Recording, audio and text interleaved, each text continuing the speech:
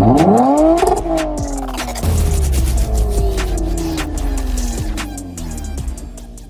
what you're going to see here is this little line here that's painted red, and the T.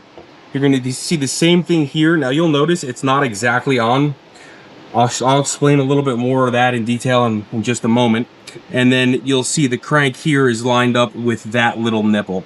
So at this point, I'm going to go ahead. I have a white paint pen here. I'm going to go ahead and just mark everything before I remove the crank pulley, and then we can remove the crank pulley and take the rest of the timing components apart. Up next, we're going to be pulling this valve cover here. We're going to pull the dipstick tube out of the way, pull the valve cover. We're going to pull the carrier here for the oil control valve, and we're also going to pull the sprocket off of the nose of the cam.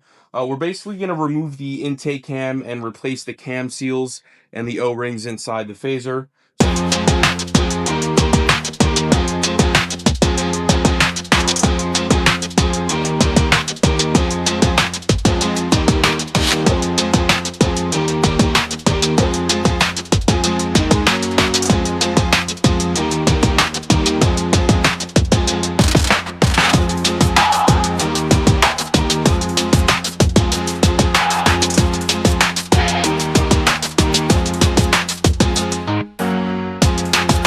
So if you guys remember earlier in the video, we had you set the crank to about 30 degrees after top dead center to lower all of the pistons. One of the reasons we did that is so that we can now manipulate this camshaft without worrying about piston to valve contact. Because what we're going to do now is we're going to go ahead and remove this intake cam. Now, in order to do that, you need to get a bolt that is going to thread right here into the service location of this camshaft gear. And what this is basically going to do is prevent this cam gear from unloading because it is spring loaded. So what you are going to need is a M6 by 1.0 by 20. I'll leave a set of these in the video description below. It is very, very important that after you're done with what you're doing on this head to remove that bolt. Now, the only thing I would recommend doing is just snapping a quick picture. We're doing one head at a time so we don't mix any parts up. But anyhow, we went ahead and removed this oil squirter setup here. It faces the back side of the engine. And now we're just going to go ahead and remove these uniformly. Now, these cam caps are numbered, so do be mindful of that when you go to put them back in, because they are machined to the head, to their specific location. And there's even an arrow pointing on them to tell you which way is forward. So just try to line these up as best you can. Being mindful that we have our bolt inserted, we should be able to just walk this cam right out like so. And we're going to go ahead and set it in the vise. So once you get your cam out of the engine, you're going to go ahead, you're going to set it in a vise. They provide you a little flat here to do that. And you're basically going to see your cam phaser. Your cam phaser is this whole piece, including this gear. And then here's our cam seal. When you're going to notice, it doesn't want to come off. So we have to separate the cam from the phaser and then remove the gear to get this out. So in order to do that, you're going to use a 19mm and you're going to remove this plug. Now, I showed you earlier some of the seals that we got. One of them is to reseal this, because that is pressurized oil that the computer uses to phase your camshafts, either advanced or retard. And if you don't replace that O-ring or that seal, it will leak. Now, when you spin this, you might see your phaser actually move independently of the cam. That is just your variable to play in the variable valve timing system. So we're going to go ahead and remove this plug, set it aside, get a screwdriver, pop that out, and then we're going to go ahead and we're going to basically remove the center bolt, and that's going to separate everything so we can remove the phaser from the cam. So we're just going to go ahead right here and make our own little timing mark. I did just cover the rest of the cam up so that, you know, this metal doesn't get on it, but this is going to allow us to retime this cap with the phaser so we don't have any cam phaser codes. Now we can go ahead and use a 10mm Allen hex and remove the bolts. Cams are very, they're very hard. They're hardened. And if you drop your cam, say it falls out of the vise or something like that, you could really very quickly do some damage. So Definitely don't drop your cam. Now, with any luck, your phaser will come right out. We're gonna go ahead and set it aside. Your next step is gonna be to flip your cam phaser upside down. You don't gotta snug it up, you know, you don't gotta kill it in the vise, just snug it up. And you're going to use a T5 Torx bit to go ahead and remove this gear. Now there is a dowel pin that will keep this aligned so that when you reinstall it, you don't have to worry about marking this for timing or anything. I'll show you the dowel in just a second. Right here is where your dowel is going to line up, so you'll see there's a mark. You can't screw this up, is basically what I'm trying to get at here. Now you can go ahead and slide your old cam seal off. Now mine, it's a little hard. Definitely didn't have to do it yet, but again, the engine's out. Doesn't make sense not to do this stuff. So we're just going to go ahead and clean this mating surface here off for this seal.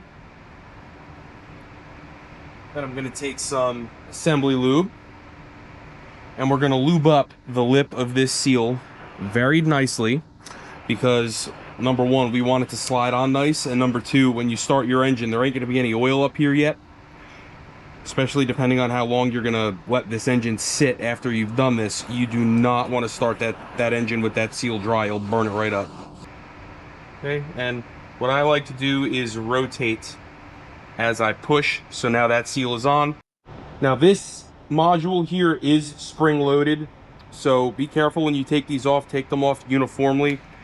You'll see we're using a 1/4 inch ratchet here with a T30 Torx bit, just to give you an idea of how not tight this thing is. So when you put this back together, don't kill it, just snug it up, and literally that's it. There it is. Okay, so now we can push this down and remove the screws.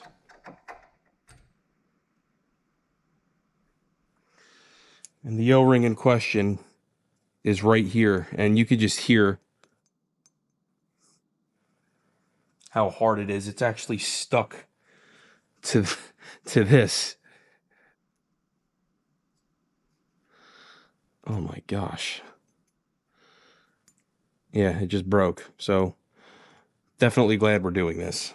So after you've gone ahead and cleaned the seat for the O-ring to your satisfaction, and also removed all of the dried out rubber from the cap of the phaser, you can go ahead and take your nice new Collins Viaton O-ring and set it in place. And then again, I'm just going to run a little bit of assembly lube on this, just to cross my T's and dot my I's.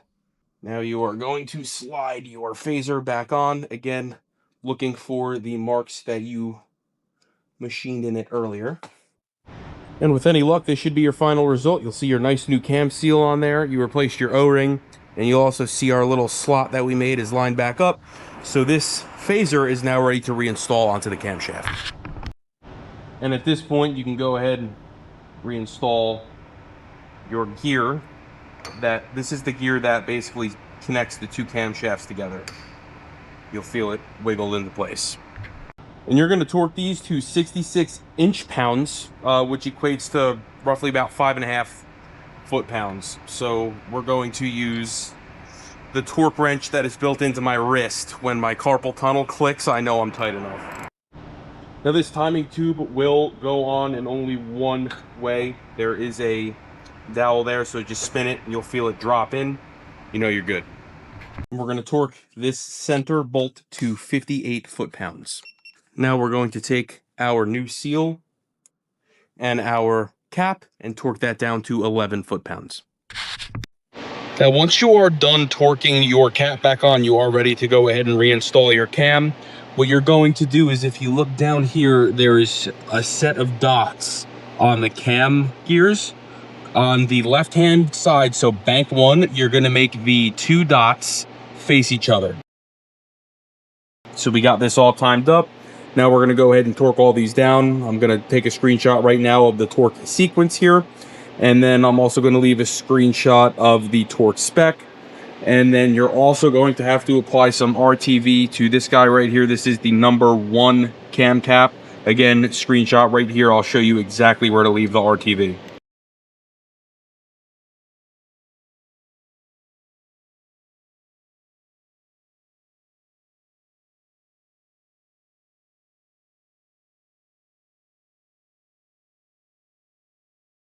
Now there is also a little plug right here.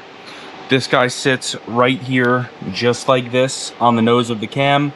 We are going to put a bead of RTV, or the Toyota Fipage form in place gasket, around this as well. Slide it in, and then again do the rest of this. Now, after torquing your cams down, you will be able to go ahead and put your valve cover back on. We went ahead and completed this side off camera. Do make sure that you make sure to reseal your half moons here. You'll see them here on this side. You simply grab them and pull them out. Sometimes you need a pair of pliers. And then we off camera went ahead and resealed this whole cam, so this whole cam is done. But in order to put your valve cover back on, again, half moons, and then you're going to put a dab of RTV in this corner and a dab of RTV in that corner, and then you're going to be able to set your valve cover on with new valve cover gaskets. Now, this is also a good opportunity to go ahead and replace your spark plug tube seals. Those are these guys here. Kind of tricky to take off on a Toyota valve cover of this vintage. Let me go ahead and unwrap this valve cover. I'll show you how, exactly how to do it. So realistically, all that you really need to replace these spark plug tube seals is a pair of pliers, a flathead screwdriver, and a 32mm socket. So what you're going to see here is on your baffle, there's going to be 4 tabs. You have to go ahead and bend those tabs out of the way. Once they are bent out of the way, you can go ahead in there with a screwdriver and work your way around and twist, and it will pop out. You're going to go ahead and do that to all 4 of them. And then in order to go ahead and reinstall, I'm going to do one with you on camera very quickly. You're going to go ahead, you're going to spray the valve cover with some silicone lubricant, and you're going to use a 32mm socket, and you're just going to go ahead and pound that spark plug tube seal in, and then you basically stop when it bottoms out on this bottom piece here of the valve cover. All right, so you're going to take your silicone spray here. We'll do this one. Let's do this one right here. So spray some silicone spray on that. You're going to take your spark plug tube seal, which goes in like this. You're going to take your 32mm socket and your dead blow hammer, and now you'll hear when it starts to sound like a solid thud that it is bottomed out, and that is the end result here. And now we can just go ahead and bend these tabs back down. So we're going to go ahead and do that with the rest of these off camera. Now, it is also worth mentioning that on bank 2, or the right-hand bank, when you time your cams, you are going to line the single dots up, not the double. So, if this interested you, again, please like, share, subscribe, stay tuned. I'm going to try my best to put all the torque specs and everything. I made a little cheat sheet. I'll drop it somewhere in the video. You know what? I'll drop it right here. And hopefully, you guys stick around, and we'll see you on the next one.